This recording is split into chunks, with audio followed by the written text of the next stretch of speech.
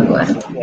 Aqui status para vocês de administrador, para caso... Pronto.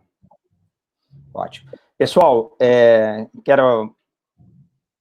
vamos iniciar a nossa live aí, agradecer a todo mundo que já está entrando aí no chat, e agradecer muito o doutor Luiz Gustavo Bichara, advogado, conselheiro federal da OAB, procurador tributário do Conselho Federal da OAB, e a gente já falou sobre ele ontem, ele não sabe, na live da promotora Cláudia Barros Porto Carreiro, promotora de justiça aqui de direito penal, que falava sobre concurso público e falava da importância da advocacia, e a gente citou o seu exemplo como advogado bem-sucedido, que os alunos devem ter aí em mente, para que não pensem só na carreira pública, que é a carreira... nós hoje, Bichara, só para você ter uma ideia, Estácio está fazendo 50 anos, né? Começamos em 1969, numa casinha aqui no Rio Comprido, com 30 alunos. Hoje a Estácio está com 40 mil estudantes de direito, só de direito, né? 500 mil alunos no total, fora a aquisição recente do IBMEC, né? E a Estácio acabou de comprar uma outra faculdade agora, com 120 mil alunos, agora esses dias. Então, mas a grande maioria desses 40 mil alunos querem a carreira pública, querem um concurso público, né? Então, a Cláudia Barros, que é promotora de justiça há 25 anos, ela fez ontem um comentário diferente, ela disse que deveriam procurar mais a advocacia, e principalmente dizendo que a advocacia pode fazer coisas que o concurso público não faz. Ela fez uma declaração muito legal ontem, que quando ela escolheu ser promotora, ela sabia que ela não seria pobre, mas rica também ela não pode ser, né?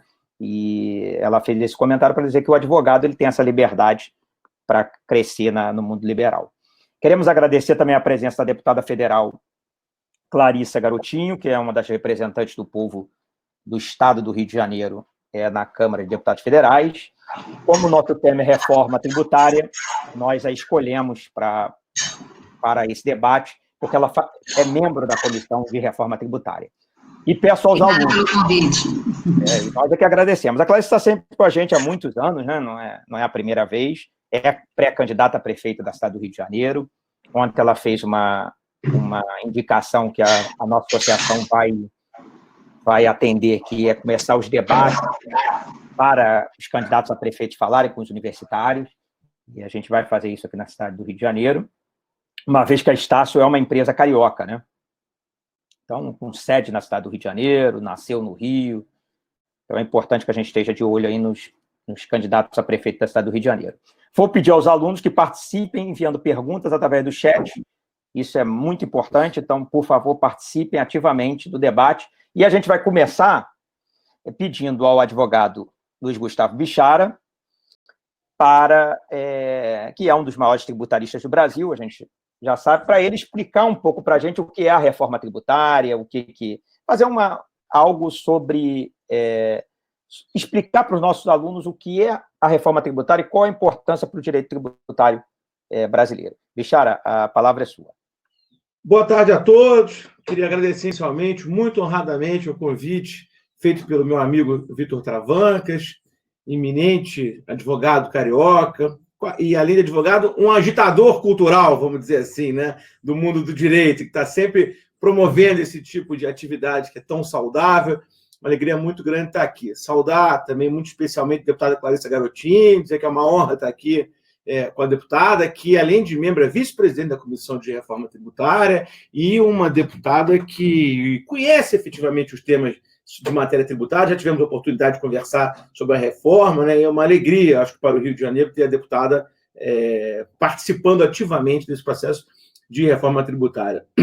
A reforma, eu acho que posso fazer aqui um apanhado inicial, né? E ela tem, acho que, como base, um consenso de que é uma reforma absolutamente necessária. Mas o consenso termina aí, né? Ao contrário da reforma da Previdência, que eu diria que era praticamente plebiscitária, né? A gente podia ser a favor ou contra, a reforma tributária ela tem uma complexidade maior na medida que todo mundo concorda que tem que haver reforma. Mas que reforma, né? E aí é que começa a confusão, porque cada um quer puxar a coisa para o seu lado e a gente tem algumas propostas na mesa, talvez a gente possa passar sobre elas, né? O que acontece aí, acho que é uma coisa curiosa, é que todo mundo diz que a sua proposta é para simplificar e reduzir ou, no máximo, manter a carga tributária. Então, qualquer pessoa indagada nisso vai dizer, eu concordo com essa proposta, ótimo. Só que nós precisamos detalhar, né? Não é necessariamente uma verdade que o que está na mesa vai simplificar e, eventualmente, reduzir ou, ao menos, manter a carga. Então, se a gente puder, tiver um tempinho, vamos tentar aprofundar um pouco nessa questão da possível reforma, né? O que a gente tem hoje no Congresso Nacional? A gente tem, basicamente, algumas propostas que já foram apresentadas, e eu diria, e a deputada me corrija se eu estiver errado, mas que duas são as que são observadas com um pouco mais seriedade, né? Que a PEC 45, que tramita na Câmara, e a PEC 110, que tramita no Senado. A PEC 110 ela nasce de uma costela da PEC 45, são, eu diria, textos primos, né? E não por acaso hoje eles estão submetidos à mesma relatoria do deputado Aguinaldo Ribeiro, numa comissão mista que tem como missão unificar os textos e aí sim produzir um texto base de reforma tributária. Eu vou me concentrar nessas duas, que me parecem que são aspectos que efetivamente têm mais chances de sucesso, sem embargo, e depois a gente poder discutir alguma outra proposta, se for do interesse de vocês. Mas, me concentrando nessas duas, eu diria a vocês o seguinte: ambas têm dois traços distintivos. O primeiro traço distintivo é a substituição de todos os tributos incidentes sobre o consumo e, em contrapartida, o surgimento de um novo imposto sobre o consumo, um imposto como o IVA, um imposto sobre valor agregado, aqui no Brasil chamado de IBS, um imposto sobre bens e serviços, né? Então, aí a primeira observação que eu faço para os colegas é a seguinte: nós não estamos falando exatamente de uma reforma tributária. Nós estamos falando de uma reforma da tributação sobre o consumo. Por exemplo, na PEC 45, a proposta é distinção do IPI, do ICMS, do ISS e do PIS e COFINS, em contrapartida do IBS. Essa observação inicial me parece importante, porque a gente tem que ter em mente, então, que nós não estamos reformando, pelo menos no que está posto até agora, o sistema tributário. Nós estamos reformando apenas a tributação sobre o consumo. E aí, qual é o problema nisso? O problema que é grave é que a tributação sobre o consumo, ela onera mais as classes D, C, D e E. É uma tributação que é injusta para com o pobre. Por quê? Na cesta de consumo do pobre, os serviços e os bens pesam muito mais no que é de quem é classe A ou classe B. Então, a tributação sobre o consumo, ela embute uma certa injustiça. E o problema é que hoje o Brasil já tributa muito mais o consumo do que a média dos países desenvolvidos. Para vocês terem uma ideia, o Brasil, toda a arrecadação tributária brasileira, 49,7% é sobre o consumo, enquanto nos países da OCDE, consumo fica em torno de 30%. E, de outro lado, os países desenvolvidos tributam muito mais a renda, dando aí cumprimento ao princípio da capacidade contributiva, que prevê tributação desigual na medida da desigualdade de cada um. Enquanto o Brasil tributa menos a renda, em tese privilegiando as camadas superiores no extrato social. Então, aqui fica um comentário inicial no seguinte sentido: essa reforma só olhando para consumo, sem dúvida vai agravar a injustiça tributária no Brasil e vai piorar o problema de regressividade do nosso sistema.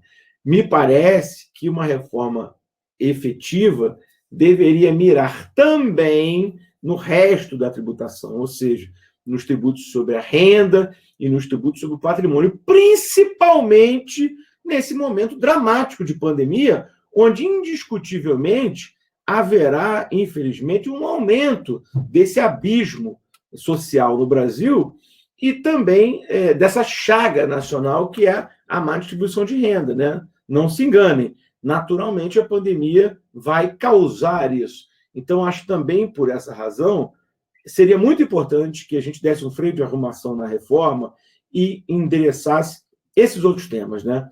Renda, patrimônio. Eu compreendo bem aqueles que entendem que já está dificílimo fazer uma reforma sobre tributação de consumo, então, quiçá de renda ou patrimônio. É uma linha também, tem gente que acha que é melhor fazer agora o que dá e depois a gente volta para o tema. Mas a dificuldade da aprovação da reforma é tão grande que eu realmente tenho uma convicção pessoal de que seria melhor a gente tentar uma reforma mais ampla e que melhorasse a justiça tributária no Brasil. Então, o outro traço distintivo da PEC 45 e também da PEC 110, então, é a criação de um imposto totalmente não cumulativo. O que quer dizer isso? É um sistema através do qual quem paga o tributo toma o crédito gerado na operação anterior, quando adquiriu, por exemplo, mercadoria ou mão de obra, e insumos para a sua atividade. Então, o contribuinte ele paga X reais na etapa anterior e ele se acredita disso inteiramente, de forma que o tributo é totalmente não cumulativo e só vai ser efetivamente pago numa ótica econômica pelo consumidor do bem e serviço na ponta. É uma ideia muito razoável, adotada quase no mundo inteiro, né?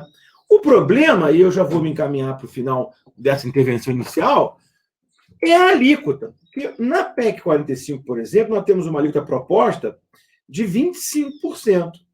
Vamos pegar um exemplo de uma escola, que é um exemplo familiar a quase todo mundo.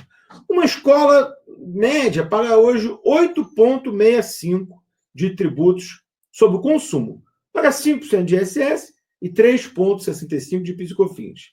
Vai para 25%. Vai de 8,65% para 25%. Meus amigos, até um esquimó eremita com déficit de atenção percebe que vai haver um aumento de carga tributária, né? Agora, o que acontece é que os economistas que muito habilmente desenharam esse modelo têm a tese de que só vai gravar a ponta final, no exemplo da escola, que só vai gravar o pai do aluno que vai pagar mensalidade. Mas, evidentemente, não é todo o serviço ou mercadoria que contempla essa elasticidade de preço. Então, é claro que vai haver um aumento de carga real para o dono dessa escola. Isso é muito importante, porque nós estamos falando de um aumento relevante. Tudo bem que não é do dia para a noite, porque a PEC 45 ela tem um prazo de transição de 10 anos. E aí eu queria fazer essa última observação inicial, que é o seguinte. Os ideólogos da reforma têm a tese de que ela vai simplificar o sistema e manter o nível de carga. Manter o nível de carga, me desculpem, mas não vai, né? E se vocês querem uma prova disso, é o seguinte: os 27 secretários de Fazenda assinaram recentemente um manifesto em favor da PEC 45. Por que vocês acham que os secretários de Fazenda são a favor? Porque a vida do contribuinte vai melhorar? É claro que não, porque vai aumentar a arrecadação. É por isso que eles são a favor. É por isso que essa reforma parece que vai decolar, né? Porque ela é impulsionada pelos estados, ela não é impulsionada pelos contribuintes. E a outra promessa é da simplificação da carga. E aí eu digo para vocês, pode até simplificar, mas daqui a 11 anos, porque o prazo de transição da P45 é de 10 anos. Ou seja, no primeiro ano, o tributo novo ele vai entrando à razão de 10% e os antigos vão morrendo em idêntico percentual. Ao fim de 10 anos, nós só temos o IBS e não temos mais os antigos. É claro que durante esses 10 anos vai aumentar o custo de compliance tributário, vai aumentar a complexidade do sistema. Então, eu queria fazer esses comentários iniciais, não são nem propriamente críticas, porque eu não sou daqueles que entendem que a gente deve ficar com o sistema de hoje. Eu acho que a gente nem tem que fazer reforma, mas não dá para fazer num afogadilho, não dá para fazer a reforma no reflexo, tem que ser na reflexão. Muito obrigado.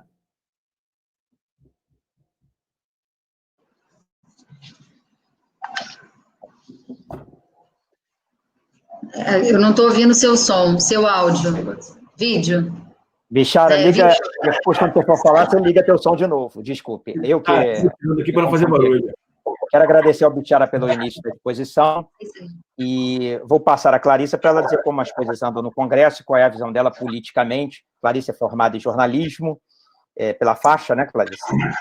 Isso. E ela vai nos dar uma visão aí sobre como as coisas estão lá no debate do Congresso Nacional. Bem, boa tarde, Vitor. Eu queria agradecer o convite. É uma honra para mim estar participando junto com o doutor Bichara, que é um especialista nesse tema. Cumprimentar também os alunos da Estácio, aqueles também que não são da Estácio, mas que estão aqui participando desses debates, nessa série de debates pelos 50 anos da Estácio de Sá, e parabenizar você, Vitor, que está sempre aí engajado, trazendo temas novos para os alunos, e isso é muito bacana.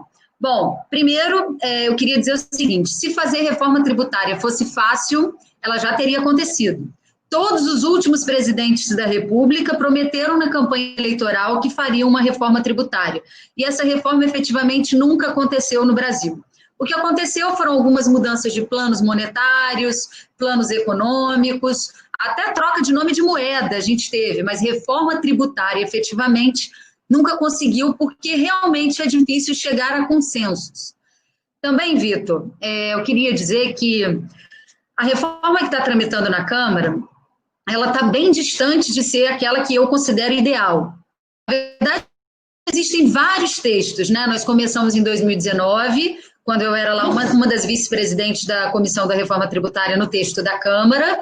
Depois não tinha muito consenso ali, existiam outros textos, existia também um outro texto no Senado, que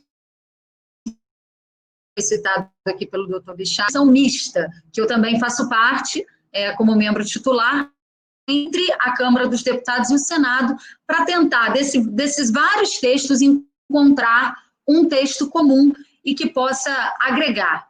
Bom, o que eu penso sobre reforma tributária? O que eu sempre digo é que eu defendo a reforma 3D, reforma tributária 3D. O que é isso? Uma reforma que desburocratize, uma reforma que desonere e uma reforma que distribua as receitas tributárias. E com isso é muito fácil concordar. Primeiro porque, o primeiro ponto, a burocracia. Todo mundo sabe que nós precisamos desburocratizar o nosso sistema tributário, que a burocracia no Brasil, ela é muito cara para o setor produtivo brasileiro. Segundo dados do Banco Central, o Brasil é o país onde as empresas mais gastam tempo para calcular e pagar impostos no Brasil. Cerca de 2.000 horas por ano só para calcular e pagar imposto no Brasil.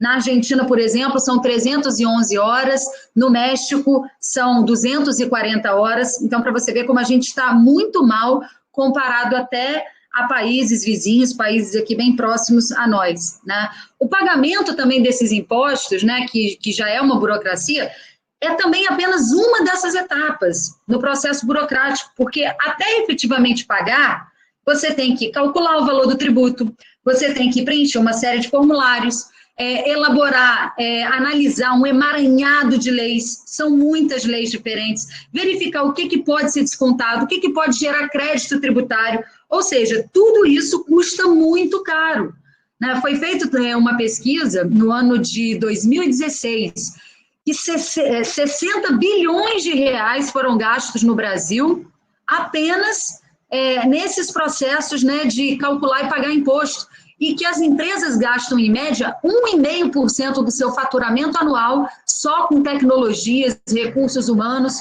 nessa tarefa de calcular e pagar imposto no Brasil. Ou seja, está muito claro que nós precisamos acabar com a burocracia. E também um grande problema que é esse emaranhado de leis. O Instituto Brasileiro de Planejamento e Tributação fez uma pesquisa e chegou a um número. De 1988 até hoje, foram editadas no Brasil 363 mil normas tributárias. Dessas são mais de 31 mil normas federais, 110 mil normas estaduais e mais de 220 mil normas feitas pelas cidades. Então, e uma empresa, em média, né, ela atua às vezes num estado só, às vezes atua em mais de um estado, em média, uma empresa ela tem que acompanhar cerca de 3.800 normas, fora que essas normas são modificadas todos os dias. Então, gente, assim, realmente é um absurdo. Um exemplo mais clássico disso é o ICMS. Cada estado tem uma lei de ICMS. O Distrito Federal também tem uma lei. A União também faz leis tratando sobre a questão do ICMS. Tem uma variedade de alíquotas, né, sobre o mesmo produto. Produtos diferentes com alíquotas diferentes dentro do mesmo estado. Benefícios fiscais, regimes diferenciados. Tudo isso a gente sabe que traz um grande problema. A maioria dos produtos eles são cobrados na origem, mas a gente sabe que tem produto, Vitor, que também é cobrado no destino. Ou seja, uma enormidade de regras que fazem com que as empresas gastem muito dinheiro com isso. E o pior, agora eu vou falar de uma coisa aqui muito curiosa, né? As empresas, normalmente, o que elas precisam fazer? Quando ela vai lançar um produto novo no mercado, ela precisa levar uma amostra desse produto, né, por incrível que pareça, para tentar identificar como é que esse produto se encaixa no nosso Código Tributário brasileiro. É uma coisa bem louca. Eu vou te dar um exemplo aqui bem básico. Vocês estão vendo isso aqui, né? Peguei ali do meu filho. O que é isso? Esse aqui é uma sandália Crocs. Por que eu trouxe ela para cá? Vitor, eu não sei se você sabe, mas essa sandalinha aqui, Crocs, houve um debate de vários anos no Brasil entre os órgãos tributários para dizer se isso aqui era uma sandália de borracha ou se isso aqui era um sapato impermeável. Porque a tributação é completamente diferente. E se levou anos discutindo isso aqui. Agora, você imagina para uma empresa que tem que ficar anos discutindo se o produto, quando foi lançado aqui no Brasil, né, a distribuição dele, como é feita, se isso é uma sandália de borracha, se é um sapato impermeável, aí, o dinheiro que a empresa gasta para isso, a insegurança jurídica que isso traz, de enquadrar numa coisa, depois dizerem que é outra, ele ter que pagar tributos que ficaram para trás. Ou seja, é uma loucura. Isso não acontece só no Brasil, mas aqui isso é uma loucura. Eu vou dar um outro exemplo que aconteceu na Inglaterra, tá? Porque também os problemas não são só brasileiros. Na Inglaterra, Vitor, eles lançaram lá um produto que ninguém sabia se era biscoito ou se era um bolo, né? Era um produto, era um alimento diferente. E aí eles ficaram também anos discutindo no Código Tributário inglês se aquilo era bolo ou se aquilo era biscoito. E depois de muito tempo, muitos anos, o tribunal inglês chegou a um veredito. Ele disse o seguinte: vamos fazer a seguinte experiência, vamos deixar o produto vencer a validade. Se o produto ficar duro, é porque é um bolo. Se o produto ficar mole, é porque ele era um biscoito. Então, assim, a gente vê que realmente a gente não pode continuar com essa burocracia que existe aqui no Brasil. Vamos para o segundo D, é a desoneração. Desonerar é muito importante. Eu sei que é difícil falar em desoneração no momento que a gente está vivendo uma crise, né, sem precedentes, onde a arrecadação da União, dos estados, dos municípios estão caindo, mas precisamos discutir a desoneração. Um brasileiro, ele trabalha cerca de 153 dias por ano só para pagar imposto. E de praticamente tudo que é consumido no país, 33% em média é imposto que a gente paga. E a indústria também sofre esse problema. As indústrias, por exemplo, de transformação extrativa, elas avaliam que, principalmente em relação ao ICMS, é o imposto que mais afeta negativamente a competitividade, né, dessas indústrias, porque é um imposto que ele falha no processo de cumulatividade, porque, em tese, na teoria, o ICMS é um imposto que não é cumulativo. Ou seja, é um imposto que não deveria passar de uma fase para outra na cadeia produtiva. Ele tem que gerar um sistema de débito e crédito. Só que, na indústria brasileira, possui uma dificuldade enorme para que isso aconteça. As indústrias elas não conseguem acessar, muitas vezes, os seus créditos, o que, na prática, torna o ICMS um imposto que é cumulativo. E, no final, acaba prejudicando a competitividade, não só encarecendo o produto, mas prejudicando a competitividade dos produtos nacionais lá fora, no mercado internacional. Além disso, né, existem ali outros problemas também nessa parte da desoneração, que resulta o quê? Da existência de produtos que são, de tributos, que são puramente cumulativos, como o ISS, que é puramente cumulativo, uma parte do PIS e COFINS, e também as restrições ao aproveitamento de créditos nos tributos não cumulativos, como o ICMS, o IPI, e uma parte também, uma parcela do PIS e COFINS. Eu queria dar um exemplo, eu vou compartilhar aqui, Vitor, com vocês uma tela. Deixa eu... Espera aí, como é que eu pego essa tela aqui, gente? Espera aí, está na janela.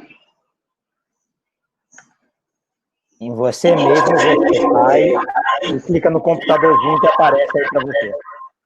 Eu tô no computadorzinho, mas não estou achando a tela. Aí você tem que procurar, aparece uma tela em branco, onde você vai procurar o seu arquivo. Tá. Espera aí, que eu... Espera aí, aqui nessa telinha. E agora, onde é que está a tela em branco aqui? Não está aparecendo para mim. Bom, eu não... Espera aí.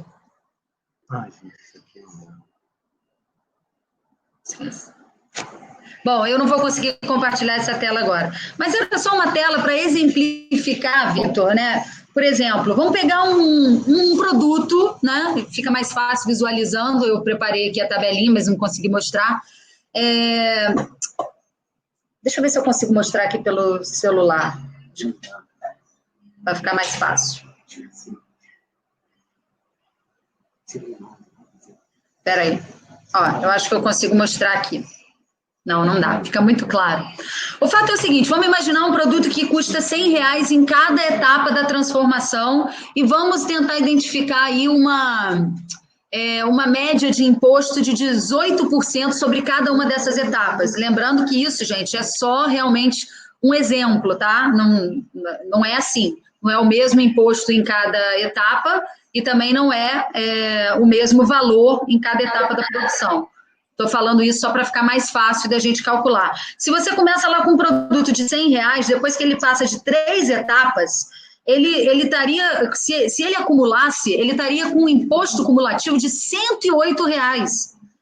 Se não acumulasse, no final ele ficaria com um imposto cumulativo de R$54. Então, isso é um exemplo, né, do acúmulo de impostos que acontecem na cadeia produtiva brasileira. Felizmente, não consegui mostrar a tela aqui. Eu sei que é difícil a gente avançar nesse momento nessa questão da desoneração, por conta da queda na arrecadação, por conta dos problemas que a gente está vivendo, mas a gente tinha que caminhar, pelo menos, para avançar nessa não cumulatividade nas etapas produtivas que prejudicam muito o preço final do produto e também a competitividade do nosso produto no mercado internacional. E o terceiro D, né, que eu defendo dessa reforma 3D, seria a distribuição das receitas tributárias. No Brasil, existe uma diferença muito grande. O Brasil ele é uma federação, mas eu costumo dizer, Vitor, que ele se comporta como um Estado unitário, principalmente na forma de arrecadar e de distribuir as receitas tributárias no país. A gente não pode aceitar mais essa concentração de recursos na esfera federal e a dependência cada vez maior dos municípios, né, dos repasses federais e dos estados que estão completamente endividados. E o que acontece? O relatório do Tribunal de Contas da União, ele mostrou que de 2008 a 2012, estados e municípios arcaram com 58% da desoneração do imposto de renda e do imposto sobre produtos industrializados, que é o IPI, promovida pelo governo federal, e deixaram de receber 190 bilhões de reais em repasse nos fundos de participação. Por que isso acontece? Porque muitas vezes a União ela faz desoneração com impostos em que ela deveria repassar uma parcela desses impostos para os estados e para os municípios. E ela usa esses impostos para aplicar políticas de desoneração, políticas de isenção. Então, os estados e municípios acabam perdendo com isso também. Então, nós precisamos distribuir melhor as receitas tributárias, porque o Brasil é um país grande, do tamanho de um continente. Não adianta nada o governo federal chegar lá e dizer, olha, eu vou construir mais creches aí, eu vou construir mais unidades de saúde, eu vou te dar dinheiro para construir essas unidades. Se depois os municípios não têm condição de manter, né, essas unidades, porque elas exigem insumos, elas exigem equipamentos, elas exigem funcionários, e se você não tem uma parcela maior da arrecadação, você não consegue fazer. Então, isso eu acho que é a reforma ideal, a reforma que desonere, que desburocratize, a reforma que mexa nesses 3 Ds da reforma tributária que a gente falou, e que distribua. Desonere, desburocratize e distribua. E qual é a reforma que está sendo discutida? A reforma que está sendo discutida é uma reforma um pouco diferente. É uma reforma que ela mexe, como disse o Bichara, basicamente no imposto sobre o consumo, que realmente a gente precisa mexer nisso, né? E que ela simplifica os impostos. Ela está pegando 5 impostos, né? Ela vai unificar 5 impostos. São 3 impostos federais, IPI, PIS e COFINS, um imposto estadual, que é o ICMS, e um imposto municipal, que é o ISS. Vai pegar todos esses impostos e vai transformar num imposto único, que seria o IBS, uma espécie de IVA, né? No modelo mais parecido com o modelo americano, com modelos europeus, enfim, vários outros modelos, né, da Nova Zelândia que a gente vê, e segundo especialistas, o IVA, ele realmente é a melhor forma de tributar o consumo, por 2 motivos, porque ele é um imposto considerado eficiente e é um imposto considerado neutro. Eficiente porque ele possui um baixo custo de coleta, também é um imposto super difícil de fraudar, e é neutro porque ele não distorce o investimento e não onera as exportações. Então, isso é o que tem caminhado, né, lá na Câmara, a transformação disso num imposto único. Agora, isso tem uma série de problemas, né? Como disse aqui o próprio doutor Bichara, não é fácil fazer. Tributar o consumo é muito importante acabar com essa tributação excessiva sobre o consumo. Se a gente for comparar o que a gente tributa sobre consumo com o que outros países tributam, assim, é uma desigualdade absurda. Os países desenvolvidos tributam muito, muito menos mesmo que o Brasil sobre o consumo. Se a gente for olhar, por exemplo, vou dar um exemplo aqui, por que ele prejudica o mais pobre, né? Como disse o Bichara. Porque, vamos pegar um item essencial, supermercado. Uma pessoa que ganha R$1.000, por exemplo, e outra pessoa que ganha R$10.000. Se elas fossem comprar os mesmos itens no supermercado e considerando que o supermercado fosse o mesmo, a gente sabe que não é, né? Tem gente que vai lá, compra no Guanabara, no Mundial, e tem gente que vai lá e compra no Pão de Açúcar, no Zona Sul. Mas se comprasse no mesmo supermercado os mesmos itens, vamos supor que a compra final do João, que ganha R$1.000, né, custou no final R$60, a compra dele no mercado. Desses R$60, R$25 foram tributos e R$35 foi o preço do custo mesmo, né, mais o lucro. E depois, por exemplo, a Maria, que ganha R$10.000, ela também gastou os seus R$60. Comparativamente ao que cada um recebe, o João, que ganha R$1.000, ele gastou 2,5% do salário dele pagando esse imposto. Já a Maria, que ganha 10.000, ela gastou 0,25% do salário dela com esse imposto. Então, o imposto sobre o consumo, ele é muito desigual, ele prejudica realmente as classes A, B e C, principalmente. A classe mais pobre e uma boa parcela da classe média brasileira é prejudicada com isso. Os países desenvolvidos, eles não privilegiam a tributação sobre o consumo, eles privilegiam a tributação sobre a renda, sobre o lucro, sobre o patrimônio, porque isso é uma forma de aumentar a proporção da população de renda mais alta na carga tributária, de fazer uma justiça social, mais ou menos, de tudo que a gente tributa. A nossa média mundial da tributação sobre o consumo é de 35%. A média dos países desenvolvidos, como, por exemplo, Estados Unidos, Japão, é bem abaixo de 20%. Então, a gente precisa entender que mudar essa forma de tributação, de consumo, ela é importante. Unificar para simplificar, ela é importante, mas traz uma série de outros problemas. Um dos problemas o Bichara já disse, né? Que é a questão das alíquotas. Porque quando você unifica esse imposto, você teria suas vantagens, né? A vantagem é que ele é um imposto que não seria cumulativo, que não oneraria as exportações, que não oneraria os investimentos, que ele vai incidir sobre qualquer operação de importação, ele vai ter um caráter único, nacional, uma legislação uniforme, mas para isso você também teria que acabar com uma série de benefícios. Por exemplo, hoje, remédios, né, tem alíquotas diferenciadas, cesta básica tem alíquota diferenciada. Como é que a gente vai fazer isso? vai deixar de ter a alíquota diferenciada, por exemplo, para a cesta básica? Para medicamento?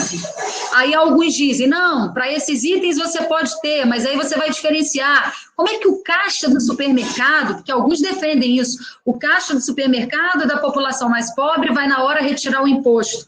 Você não tem como fazer isso na hora que você está prestando um atendimento. Outros dizem o seguinte, não, cobra de todo mundo e depois pega esse valor e aplica em política de distribuição de renda.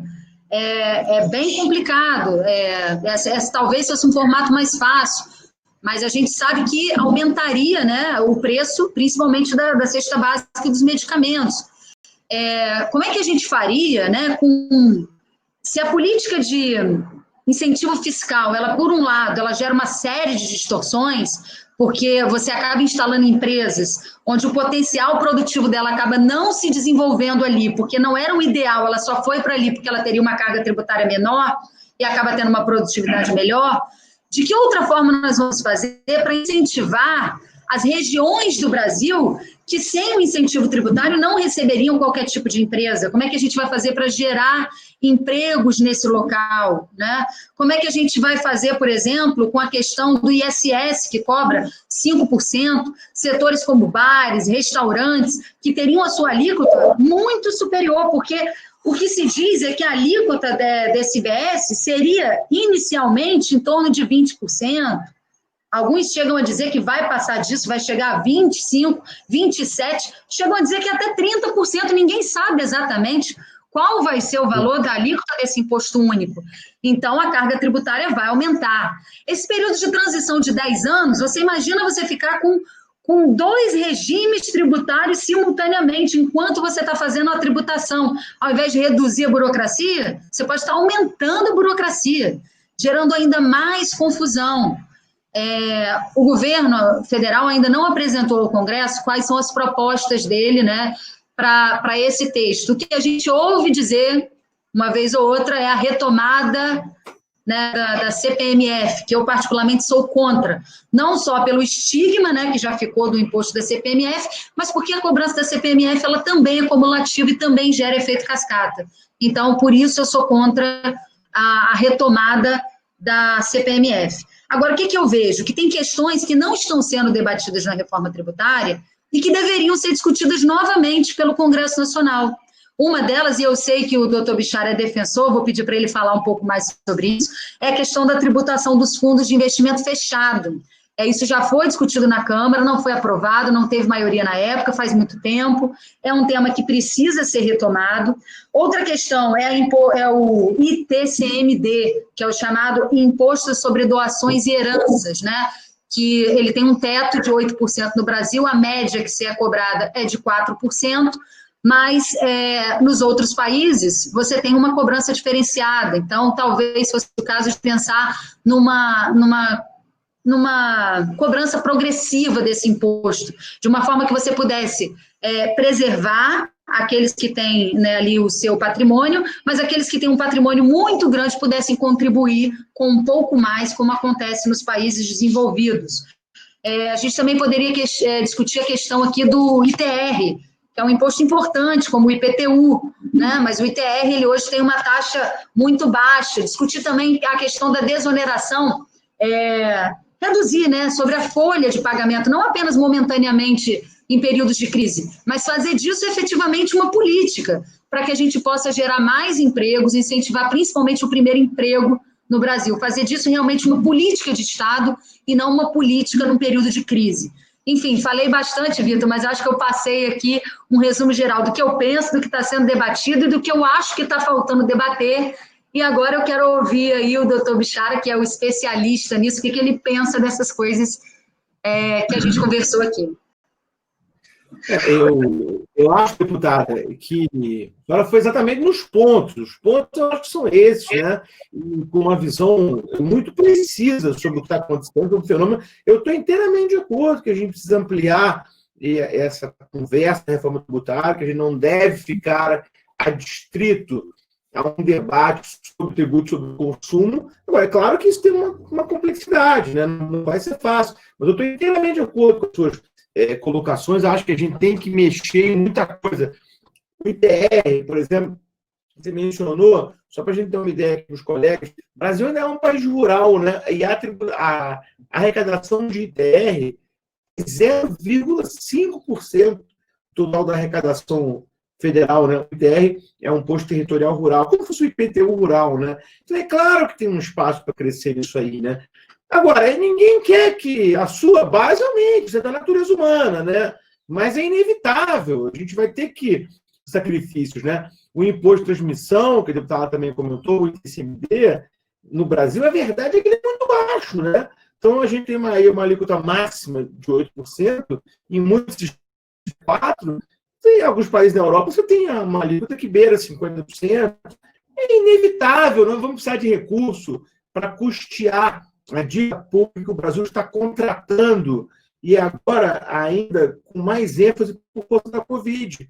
Não tem jeito, hoje a gente consegue enxugar a máquina pública, e o Brasil aparentemente tem demonstrado que teve uma grande dificuldade nisso, ou a gente vai ter que criar impostos, né? Aí a gente precisa ser criativo e tentar realmente identificar instrumentos, ciclos presuntivos de riqueza que ainda não estejam demonstrados, né? Isso é inevitável, né? Agora, só voltando um pouquinho no tema das PECs, para deixar claro para os colegas, quase nada disso está em discussão, né? A reforma que hoje está posta no Congresso, de novo, é uma reforma sobre consumo. Eu até acho que ela tem um mérito, que é a questão, embora você tenha escutado a minha crítica temporal da transição, acho que ela tem um mérito que é com relação à simplificação. Por exemplo, na PEC 45, nós vamos ter uma alíquota única para todos os bens ou serviços. Desculpa, vamos ter uma alíquota única, que aparentemente é de 25%, para todos os bens e serviços. Aí o Estado e o município ele tem uma margem que ele pode calibrar desses 25%, depois a gente pode detalhar isso. Mas a ideia é uma alíquota única por ente. Então, por exemplo, Rio de Janeiro, mesa, cadeira, televisão, tudo vai custar 25%.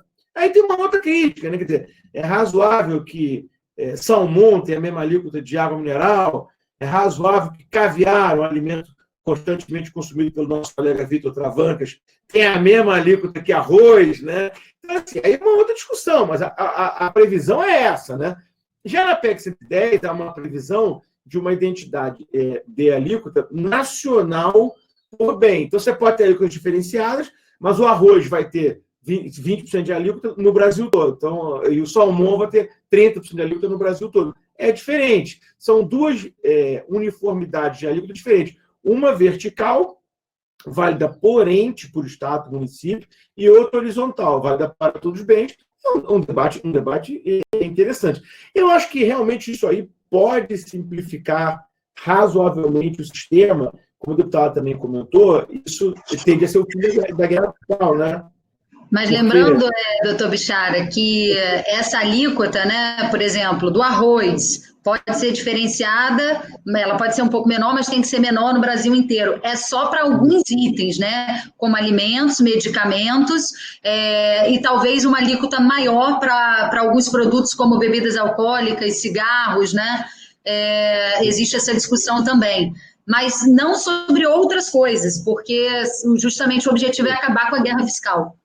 Isso, perfeito. A ideia é que seja uma alíquota única, né? Até um pouco antes da pandemia, nas últimas sessões, tive a oportunidade de estar no Senado discutindo isso. Aparentemente, se conceberia uma alíquota reduzida apenas para serviço de educação e saúde, né? Mas aí, já na PEC 110, aí a gente pode ter várias alíquotas, né? É um regime diferente da 45.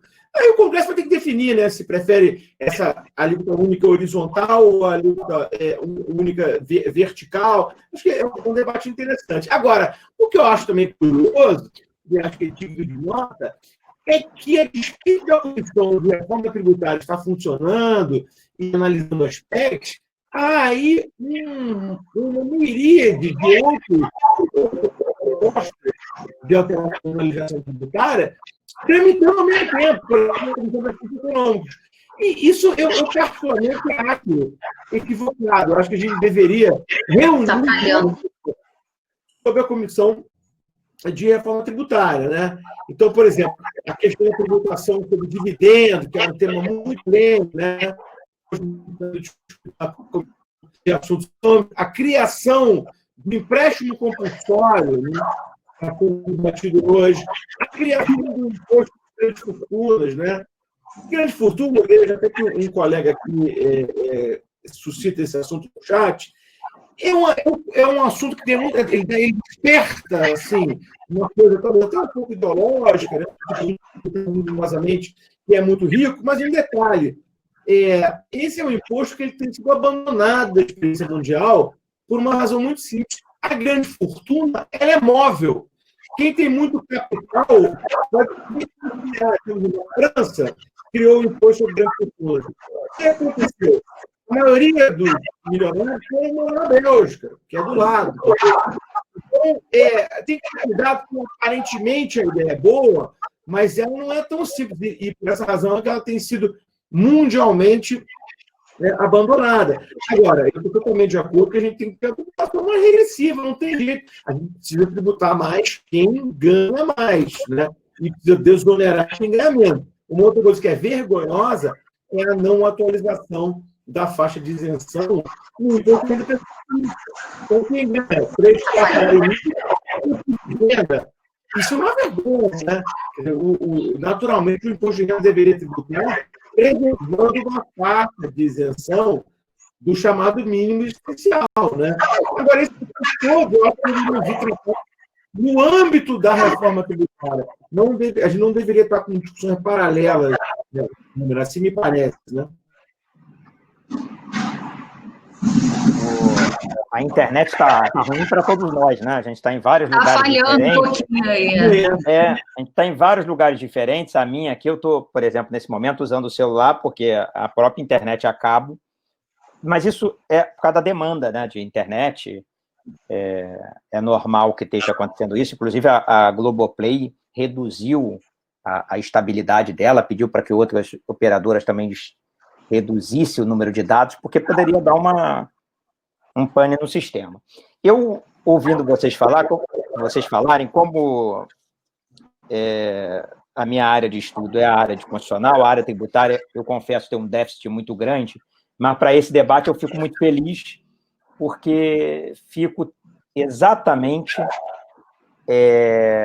na mesma situação de todo cidadão brasileiro, né? A gente imaginava, como cidadão, que a reforma que está sendo feita no Congresso é sobre determinados assuntos que a população deseja que seja feito. E, na verdade, o que o Congresso está tratando é sobre outro assunto, né? Se a gente fizer uma pesquisa para grande parte da população, a gente vai perceber que realmente a população não tem ideia do que está sendo tratado no Congresso, né? Eu percebo, pelo que os dois colegas disseram, que a reforma ela é muito mais para simplificação fiscal do que para redução de tributos, né? Redução que eu digo em termos de valor pago por cada cidadão. Sim. Então, eu acho que isso, o cidadão comum, não existe essa classificação doutrinária, mas o cidadão não sabe exatamente disso, né? Isso vai criar um colapso, porque quando ele passar a pagar esses 25%, 10%, 15%, a gente percebe quando a gente viaja aos Estados Unidos que quando a gente vai comprar algo lá e que após o valor eles colocam o imposto, aquilo assusta na primeira vez que você vai, né? Que você não está acostumado. Eu, por exemplo, Bichara, cheguei à conclusão, depois de algum tempo de viagem, todo mundo fala, vamos comprar o iPhone nos Estados Unidos, né? Eu compro o iPhone na Europa, porque nos Estados Unidos é o valor do iPhone mais o imposto. E na Europa é o valor do iPhone menos o imposto, porque nós temos aí, a gente recebe de volta o imposto quando vem para o Brasil. Então fica mais barato comprar na Europa do que comprar nos Estados Unidos, mesmo com a diferença de câmbio, né?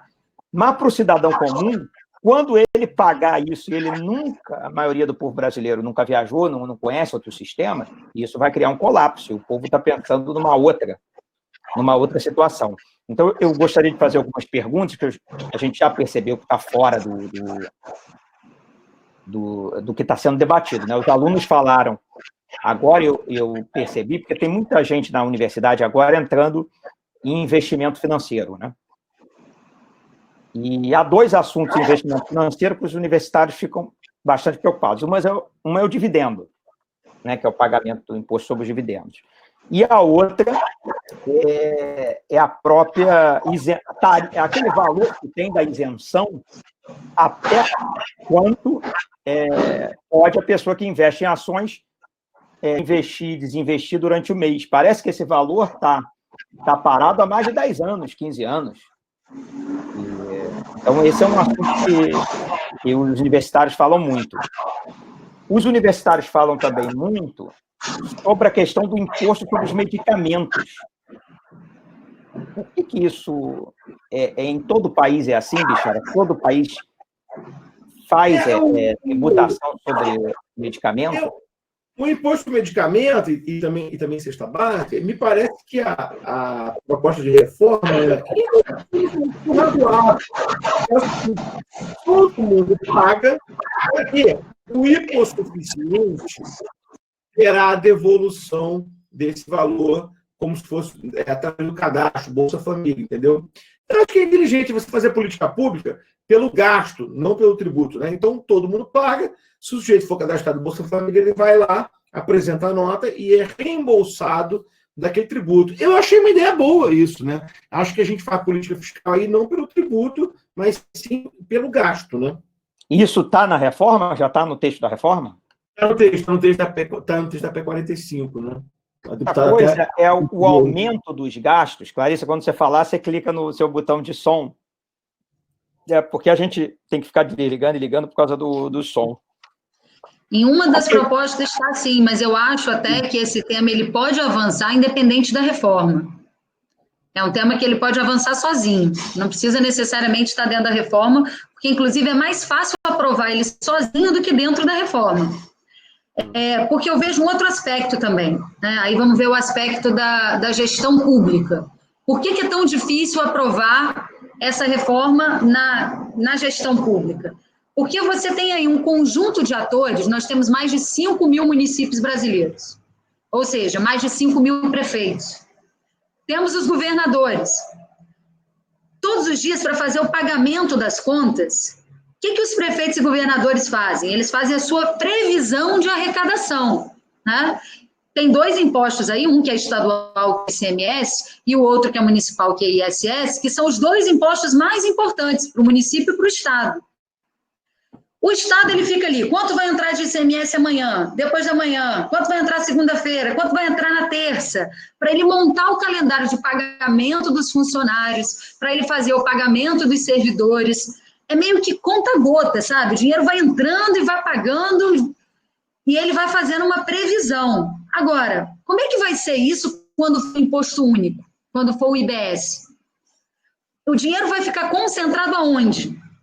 Em um único fundo. Quem vai controlar esse fundo? Vai ser controlado só pela União? Vai ter participação de estados e municípios? De que forma? Vai ser um conselho?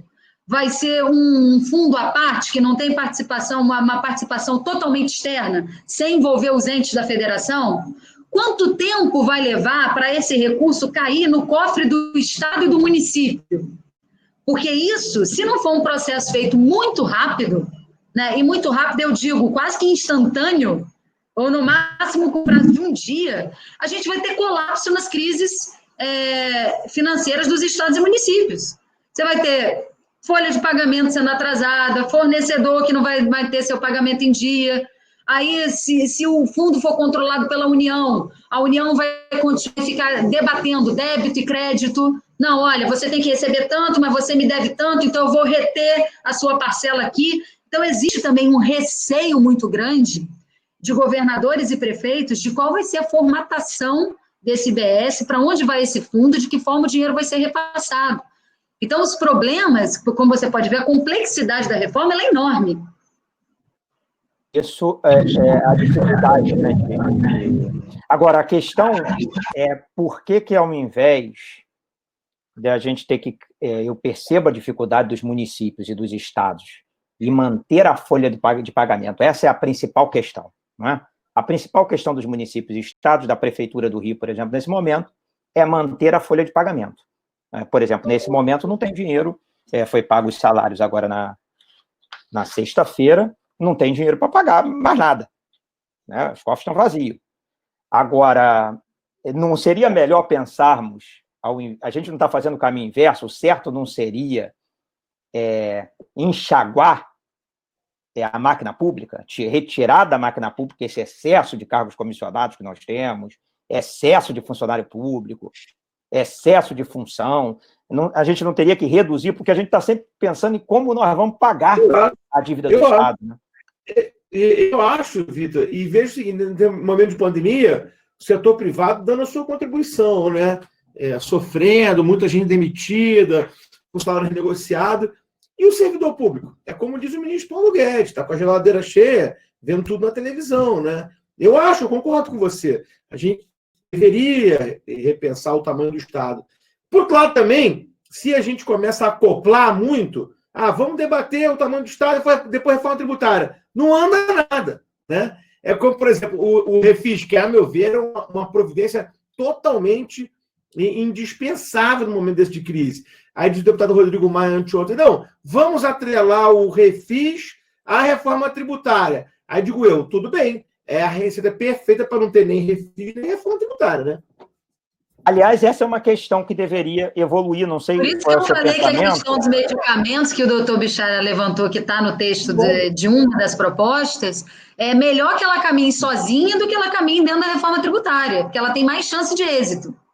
Quando você não quer que uma coisa ande, você empurra tudo para dentro de algo que você sabe que é complexo.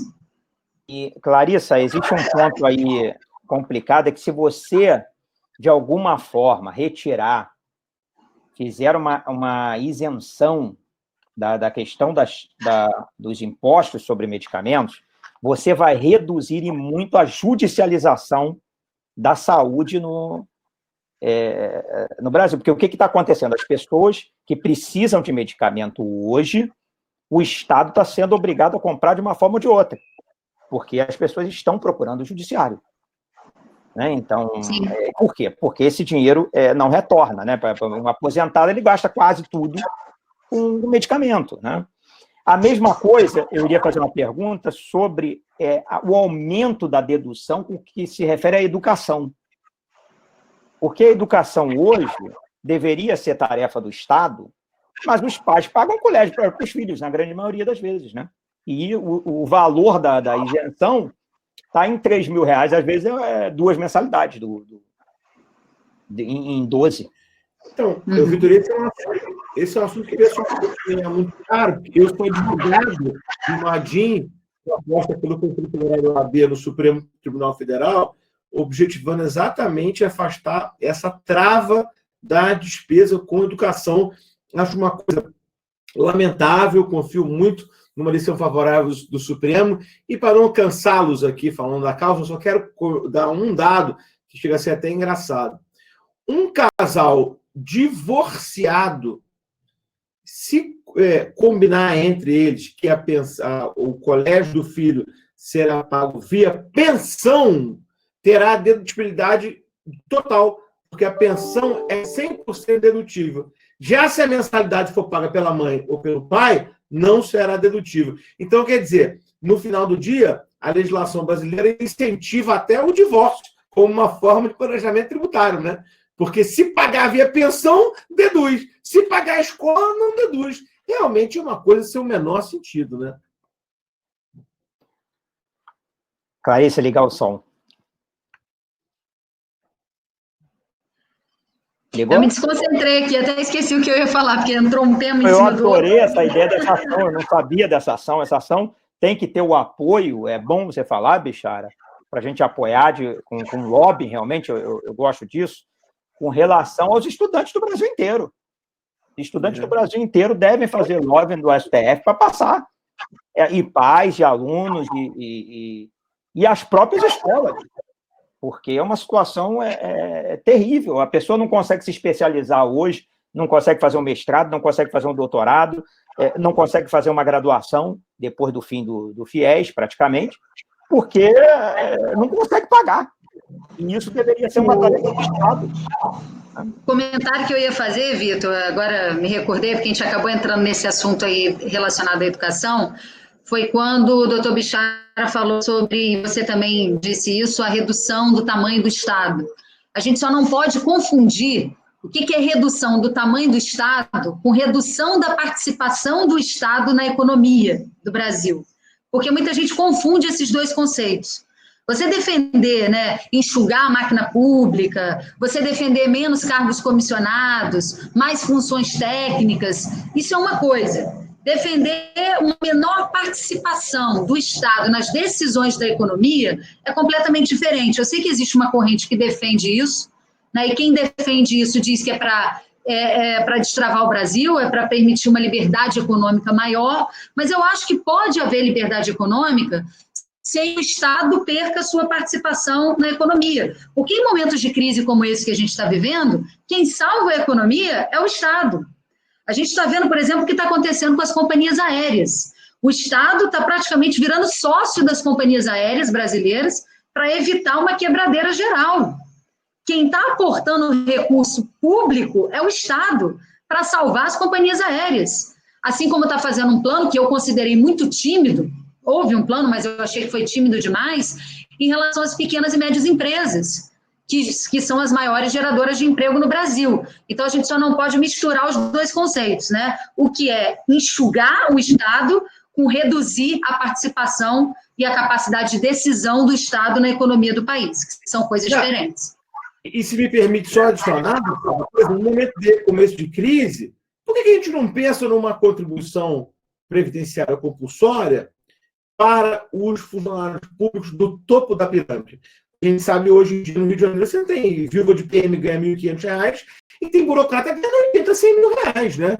Por que a gente não pensa numa coisa? Vamos pensar numa condição previdenciária só para quem está no topo, né? O funcionário público do topo da pirâmide, sobretudo nos estados, deveria estar contribuindo com esse esforço de guerra. Isso é um assunto tributário, né? Inclusive porque os colegas sabem que boa parte da remuneração desses funcionários públicos regiamente pagos é via auxílio. Então, não tem nem tributação, né? O salário, tem o salário e o auxílio, que é o eixo aqui no Brasil, não tem teto. No Brasil tem puxadinho, né? Porque todo mundo vai fazendo coisas para cima do teto, né? E não tem tributação, quer dizer. Então, eu acho que a gente deveria também discutir. É tanta coisa para discutir, mas no momento desse de pandemia, eu acho que a gente deveria debater isso e criticar a timidez do governo federal e também do estadual no que tange ao auxílio, o deputado bem lembrou, mas inclusive no que tange medidas de alívio tributário, né?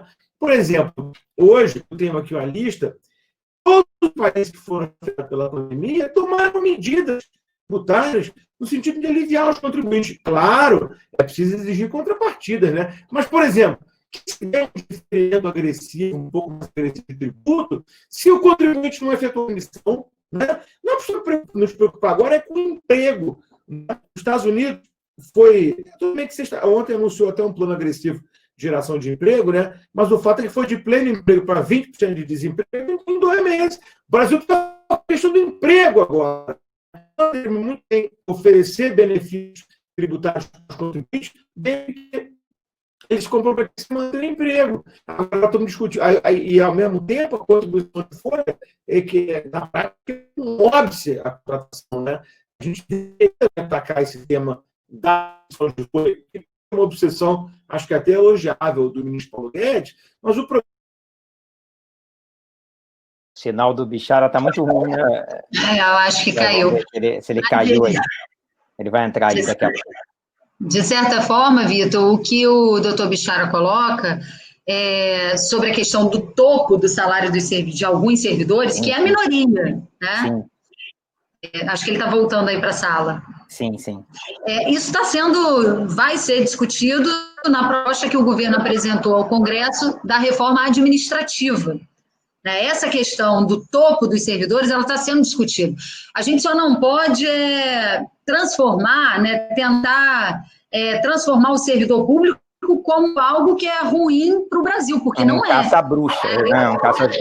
Um caça-bruxa dos servidores públicos, porque, na verdade, o servidor público, eu tenho muito respeito pelos servidores públicos, eles são a memória do Estado. Eu vivi dificuldades quando fui secretária, né? Eu fui secretária no início dessa gestão na prefeitura, no primeiro ano, e assumi uma secretaria que foi uma fusão de 3 pequenas secretarias. Eram 3 coisas que não era praticamente nada, juntaram, fizeram uma, e uma dessas secretarias era uma secretaria formada só por cargos comissionados. Então, quando foi feita a fusão dela, o que aconteceu? Ninguém sabia nada sobre os contratos que existiam ali, sobre os equipamentos que eram gerenciados nessa secretaria. O que tinha ali era um CD que tinha que ficar lendo, adivinhando, destrinchando. Não tinha, muitas vezes, o telefone ali registrado de quem operava, por exemplo, uma organização social que organiza algum equipamento. Ou seja, quando você não tem servidor público, você não tem memória das políticas de Estado. O servidor público ele é muito importante. E a maior parte do servidor público não está nesse topo da pirâmide. Se a gente for falar dos servidores essenciais, policial, médico, bombeiro, né? Se a gente for falar do enfermeiro, do profissional de enfermagem, a maioria dos servidores públicos, dos professores, não estão nesse topo da pirâmide. São pessoas que ralam muito no dia a dia, que prestam serviços essenciais, que ganham salários muito baixos para a função que desempenham, pela importância que tem na sociedade. Agora, existe sim essa casta, digamos assim, né, dos servidores públicos, e esse problema tem que ser resolvido na reforma administrativa que já foi enviada ao Congresso e que está paralisada lá. Eu volto a insistir que realmente é o número de servidores no Poder Executivo, que ganha no teto é muito pequeno. E só não é combatido por falta de vontade política.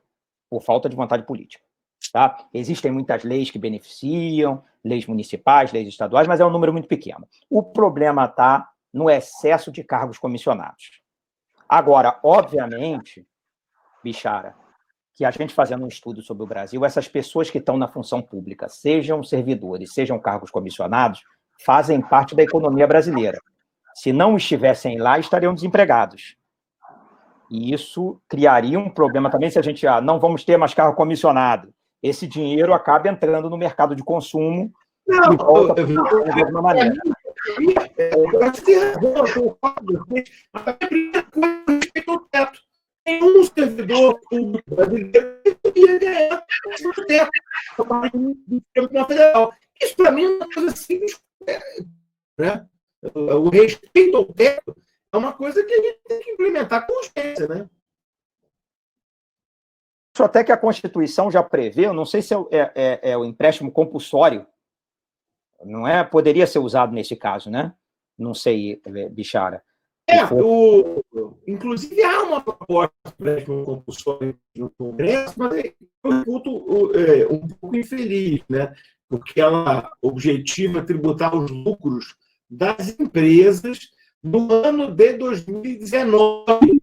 Quer dizer, aí, naturalmente, a gente tem uma tributação retroativa violando de maneira escancarada, né, a atividade. Não tem condição nenhuma nesse caso, porque as empresas, por mais que tenham ganho dinheiro no ano passado, quebraram esse ano, né?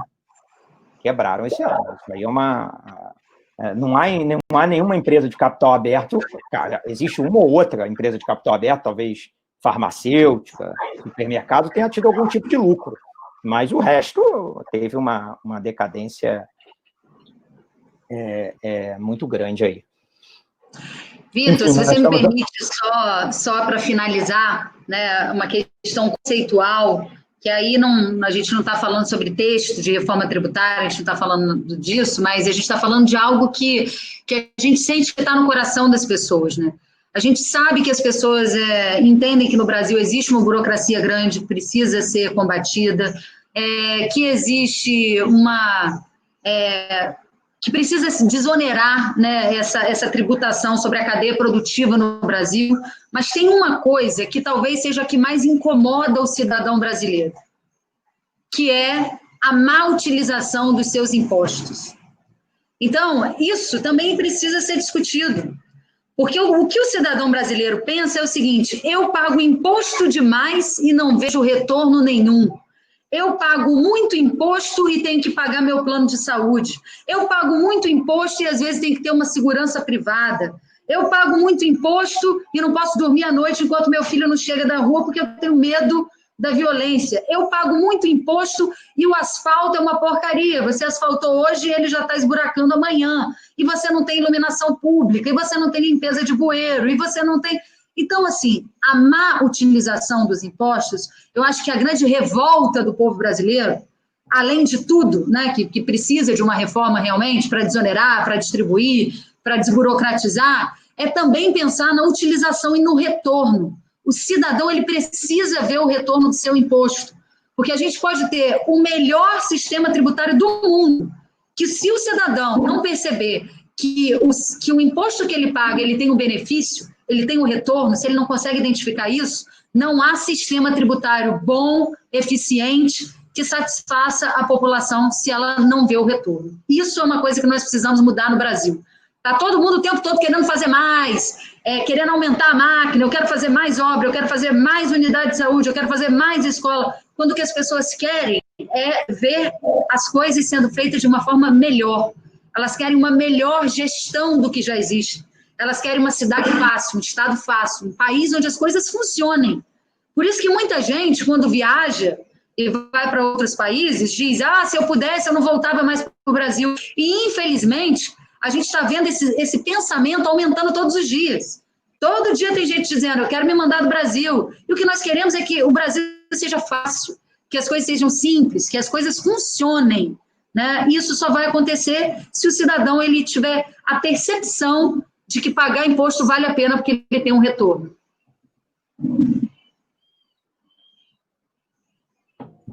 Quero agradecer a presença da Clarissa e do Bichara, a gente está batendo aí 1 minuto e 10 de live.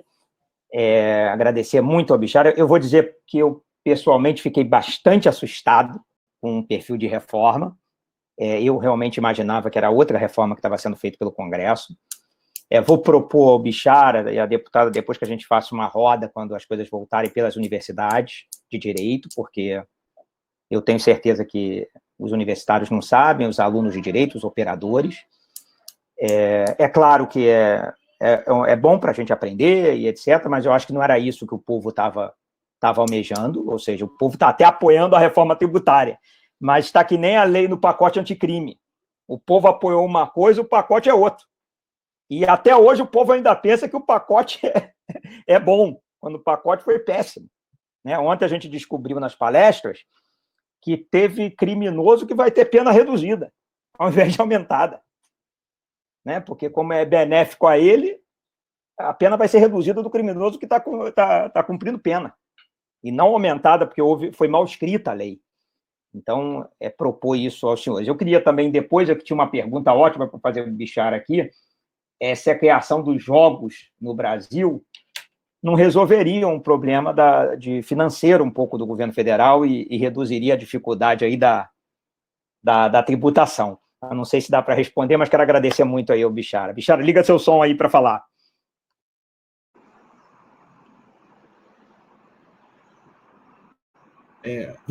Vitor, vamos lá.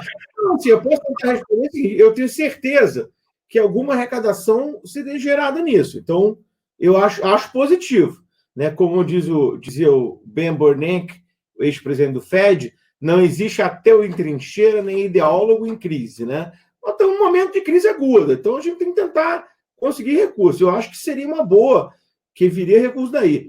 Se resolve o problema ou não, eu não sei, porque eu não tenho nenhuma simulação, nenhum modelo matemático disso. E, aliás, só para encerrar, também queria fazer aqui uma crítica, que é a seguinte, as propostas não são acompanhadas do modelo matemático. Então, a gente não sabe exatamente quanto a gente vai perder de arrecadação nos tributos que morrem e quanto a gente vai conseguir de arrecadação com os tributos que chegam.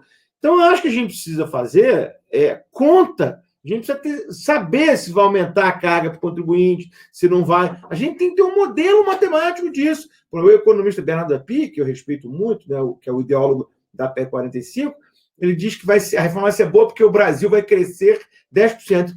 Eu quero ver o número. Pode me explicar como é que ele chegou nessa conta? Como é que vai crescer 10% do PIB? Quero ver o número. Né? Acho que a gente tem que... Só para encerrar, por exemplo, CPMF. O ministro Paulo Guedes fala, a CPMF, que é uma novidade que cheira a naftalina, né? A CPMF ela vai resolver a contribuição de folha. Não vai! Eu digo a vocês, é matemática. Contribuição de folha, o deputado sabe disso. 380 bilhões por ano se arrecada com folha. A CPMF, para cada ponto percentual, são 20 bi. Então, se fizer uma CPMF de 0,4, que é uma CPMF alta, dá 80 bi. Sendo que você consegue tirar menos de 30% da condição de folha. Então, acho que para todo o problema, há uma solução fácil e geralmente errada, né?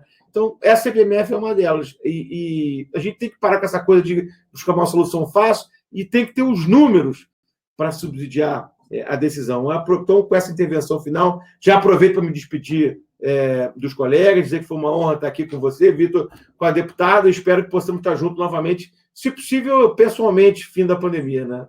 Vou agradecer muito. Obrigado, Clarice. Obrigado, Bichara. Daqui a pouco a gente vai ter uma live agora, Bichara, com o nosso Frei Davi, para falar sobre o movimento negro. Não no Brasil, não, lá nos Estados Unidos, porque esse movimento vai chegar no Brasil e a gente tem que estar preparado para essa discussão, para esse debate. E o Frei Davi vai guiar os alunos aí nesse debate. Muito obrigado, Clarissa, deputada federal Clarissa Garotinho, doutor Bichara. Obrigada a você, Vitor. Obrigado. Obrigada, Bichara. Nós enviamos para todos os alunos, para todos que nos acompanharam. Obrigado.